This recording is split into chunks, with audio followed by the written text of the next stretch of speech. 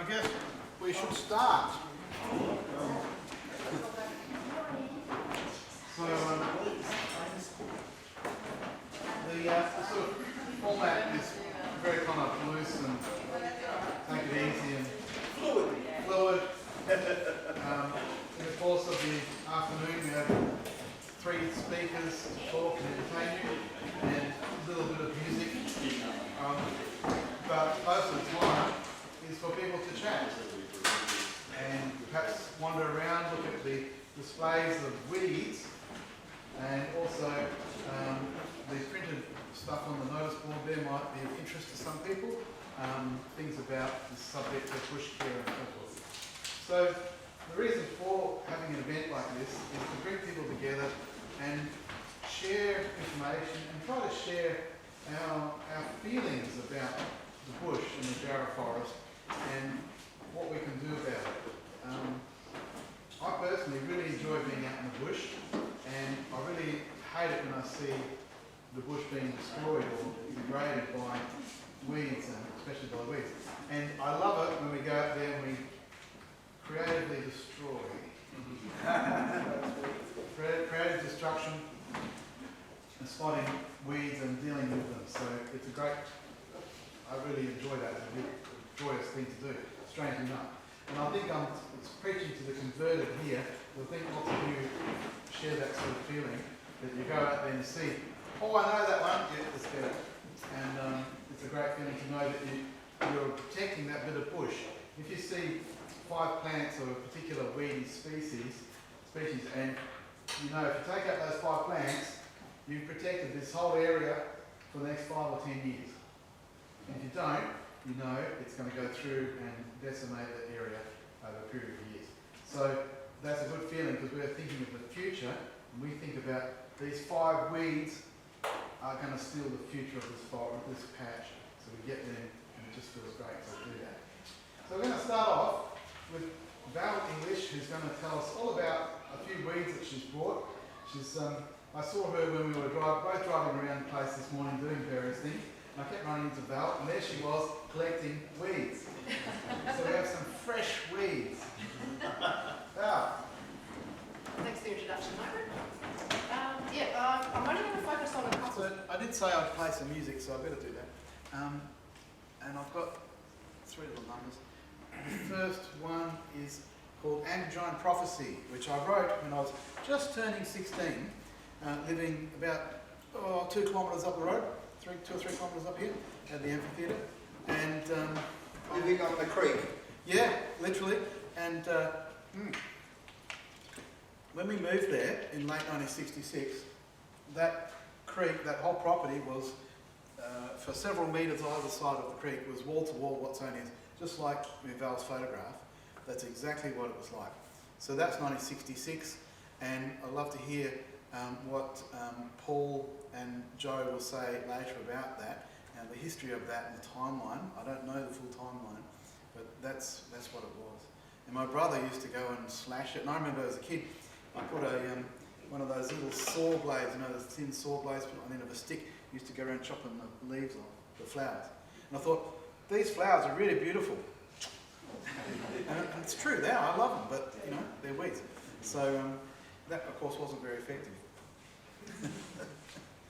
So anyway, Androgyne Prophecy. Now this is a rather sombre kind of piece. I hope it's not too sombre, considering it's such a lovely day.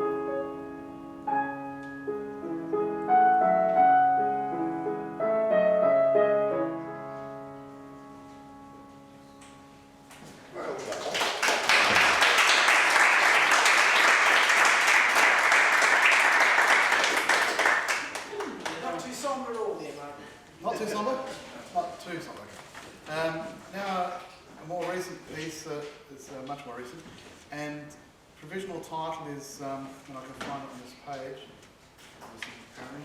Oh yeah. Life's Journey, Song and Dance of the Conscious and Unconscious.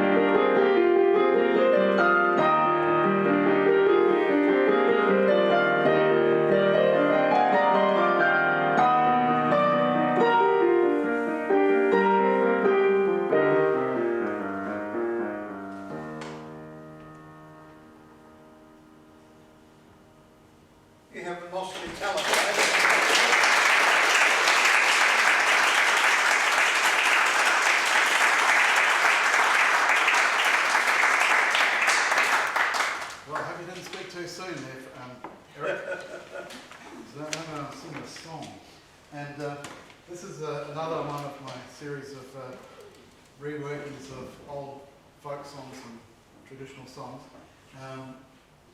Probably never heard this tune before, but it's an old melody. It was collected in Northern Ireland in 1855 with no words, just a melody. I use that.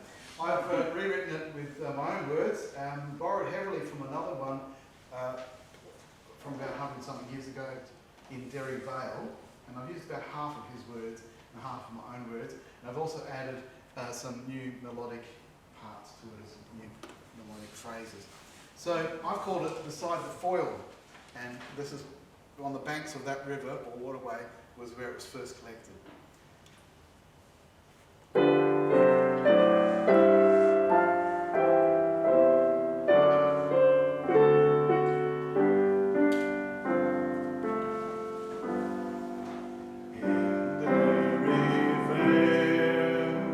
Beside the singing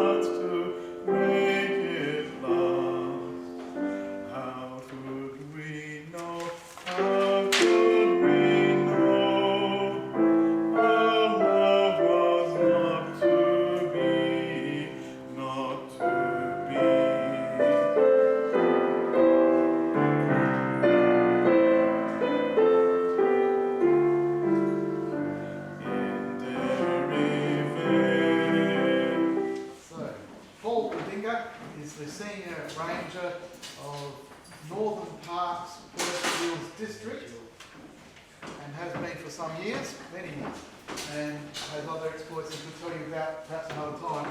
And he's been a great assistance to the Friends Group, John Forrest National Park Friends Group, and very knowledgeable, and he's going to be a very interesting speaker, I'm sure, when he's got his computer ready to go. Just tell me when. All right. Just right at this point, I'll say, keep dancing. Okay. Yeah. So when we have our John Forrest group has their Bushcare Day every Saturday morning for the majority of the year, or the good weather anyway, from April to about October or November. Every Saturday we try to do a Bushcare Day, 8:30 on Saturday morning for a couple of hours, and then at 10:30 we stop and have our morning tea, supplied by the members, and they bring cakes and things that they've made. Often that's when Paul turns up to enjoy the stuff and have a big chat. Although yesterday he was there much earlier and he brought his chainsaw and we demolished some big weeds near Mahogany Creek Dam. So, but Paul of course does a lot of weed control in between Saturdays during the week as part of his official duties. But he's been a great supporter to the group.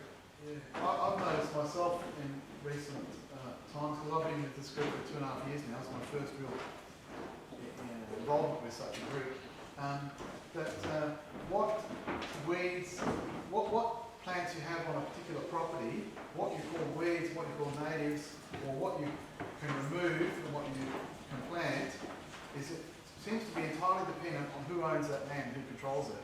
There's no really overarching authority that says, oh no, you can't do this or you can't do that. So on private property, people plant all kinds of things, and sometimes, and foreign things, and I think that's great. You didn't think I was going to say that, did you? Stealing my thunder there. Well, there you go. But as long as they take care of them when they migrate across the road and get into the bush reserve, then they should not, they should look after them. That's what you want to say. Okay. All right, Paul, I'll turn this off. Well, I thought I'd start with this small documentary because it does actually